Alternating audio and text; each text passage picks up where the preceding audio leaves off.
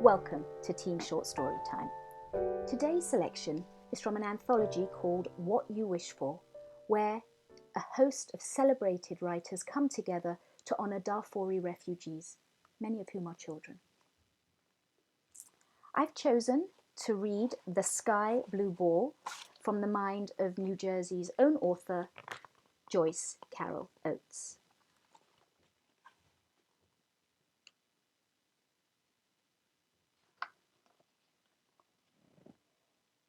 In a long ago time, when I didn't know, yes, I was happy. I was myself, and I was happy. In a long ago time, when I wasn't a child any longer, yet wasn't entirely not a child. In a long ago time, when I seemed often to be alone and imagined myself lonely, yet this is your truest self, alone, lonely. One day I found myself walking beside a high brick wall the colour of dried blood, the aged bricks loose and mouldering, and over the wall came flying a spherical object so brightly blue I thought it was a bird, until it dropped a few yards in front of me, bouncing at a crooked angle off the broken sidewalk, and I saw that it was a rubber ball. A child had thrown a rubber ball over the wall, and I was expected to throw it back. Hurriedly, I let my things fall into the weeds, ran to snatch up the ball, which looked new, smelled new, spongy and resilient in my hand, like a rubber ball I'd played with years before as a little girl. A ball I'd loved and had long ago misplaced. A ball I'd loved and had forgotten. "Here it comes!" I called, and tossed the ball back over the wall. I would have walked on, except a few seconds later, there came the ball again, flying back. A game, I thought. You can't quit a game. So I ran after the ball as it rolled in the road, in the gravelly dirt, and again snatched it up, squeezing it with pleasure. How spongy, how resilient a rubber ball, and again I tossed it over the wall, feeling happiness in swinging my arm as I hadn't done for years since I'd lost interest in such childish games. And this time I waited expectantly, and again it came, the most beautiful sky blue rubber ball, rising high, high into the air above my head and pausing for a heartbeat before it began to fall, to sink, like an object possessed of its own willful volition. So there was plenty of time for me to position myself beneath it and catch it firmly with both hands. "Got it!" I was 14 years old and did not live in this neighbourhood, nor anywhere in the town of Strikersville, New York, population 5,600. I lived on a small farm 11 miles to the north, and I was brought to Strikersville by school bus, and consequently I was often alone, for this year, 9th grade, was my first at the school, and I hadn't made many friends. And though I had relatives in Strikersville, these were not relatives close to my family.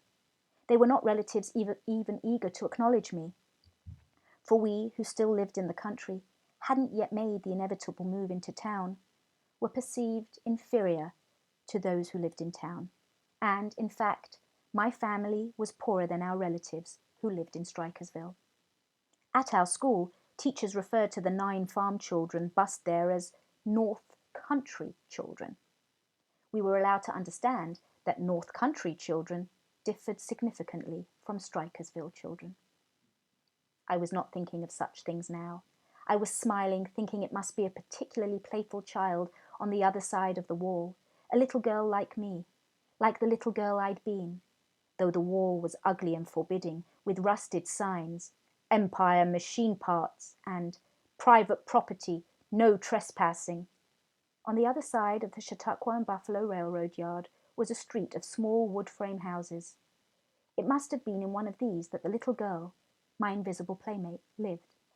She must be much younger than I was, for 14-year-old girls didn't play such heedless games with strangers. We grew up swiftly if our families were not well-to-do. I threw the ball back over the wall, calling, "Hi! Hi there!" But there was no reply. I waited. I was standing in broken concrete amid a scrubby patch of weeds. Insects buzzed and droned around me, as if in curiosity. Yellow butterflies no larger than my smallest fingernail fluttered and caught in my hair, tickling me. The sun was bright as a nova in a pebble-white soiled sky that was like a thin chamois about to be lifted away, and I thought, this is the surprise I've been waiting for. For somehow I had acquired the belief that a surprise, a nice surprise, was waiting for me. I had only to merit it and it would happen. And if I did not merit it, it would not happen. Such a surprise could not come from God, but only from strangers by chance. Another time the sky blue ball sailed over the wall after a longer interval of perhaps 30 seconds, and at an unexpected angle, as if it had been thrown away from me, from my voice, purposefully. Yet there it came, as if it could not come. My invisible playmate was obliged to continue the game.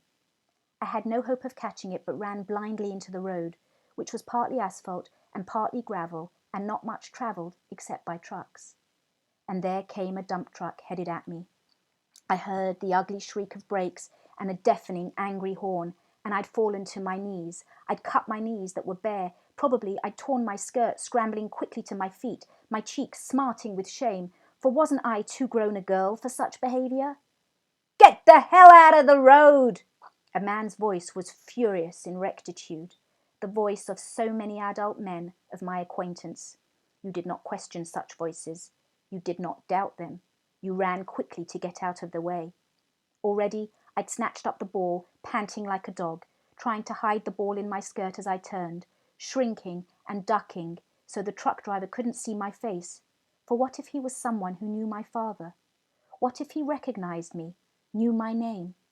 But already the truck was thundering past. Already I'd been forgotten. Back then I ran to the wall, though both my knees throbbed with pain, and I was shaking and shivering. The air had grown cold. A shaft of cloud had pierced the sun.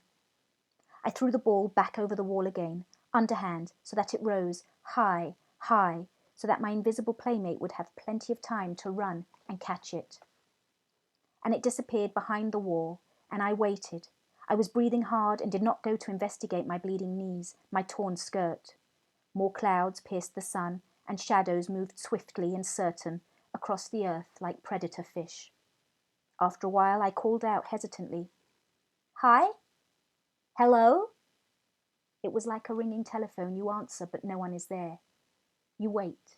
You inquire again, shyly. "Hello?" A vein throbbed in my forehead. A tinge of pain glimmered behind my eyes, that warning of pain, of punishment following excitement. The child had drifted away, I supposed. She'd lost interest in our game, if it was a game.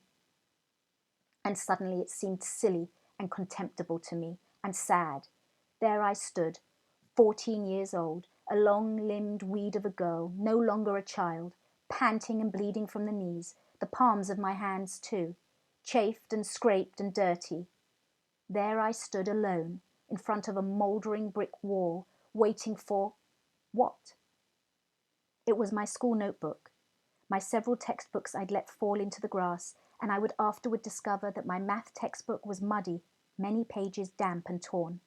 My spiral notebook, in which I kept careful notes of the intransigent rules of English grammar, and sample sentences diagrammed, was soaked in a virulent-smelling chemical, and my teacher's laudatory comments in red and my grades of A, for all my grades at Strikersville Junior High were A, of that I was obsessively proud, had become illegible as if they were grades of C, D, F.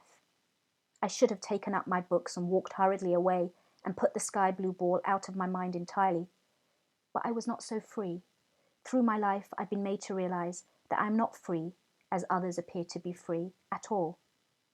For the nice surprise carries with it the bad surprise, and the two are intricately entwined, and they cannot be separated, nor even defined as separate. So, though my head pounded, I felt obliged to look for a way over the wall. Though my knees were scraped and bleeding, I located a filthy oil drum and shoved it against the wall, and I climbed shakily up on it, dirtying my hands and arms, my legs, my clothes even more. And I hauled myself over the wall and jumped down a drop of about 10 feet, the breath knocked out of me as I landed, the shock of the impact reverberating through me, along my spine, as if I'd been struck by a sledgehammer blow to the soles of my feet. At once I saw that there could be no little girl here. The factory yard was surely deserted. About the size of a baseball diamond, totally walled in and overgrown with weeds pushing through cracked asphalt, thistles, stunted trees, and clouds of tiny yellow butterflies clustered here in such profusion, I was made to see that they were not beautiful creatures, but mere insects, horrible, and rushing at me as if my very breath sucked them at me, sticking against my sweaty face and in my snarled hair. Yet stubbornly I searched for the ball.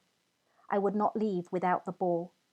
I seemed to know that the ball must be there, somewhere on the other side of the wall, though the wall would have been insurmountable for a little girl.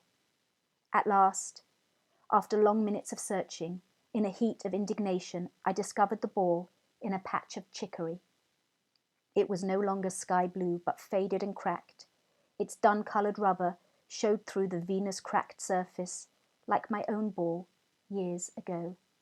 Yet I snatched it up in triumph and squeezed it and smelled it. It smelled of nothing, of the earth, of the sweating palm of my own hand.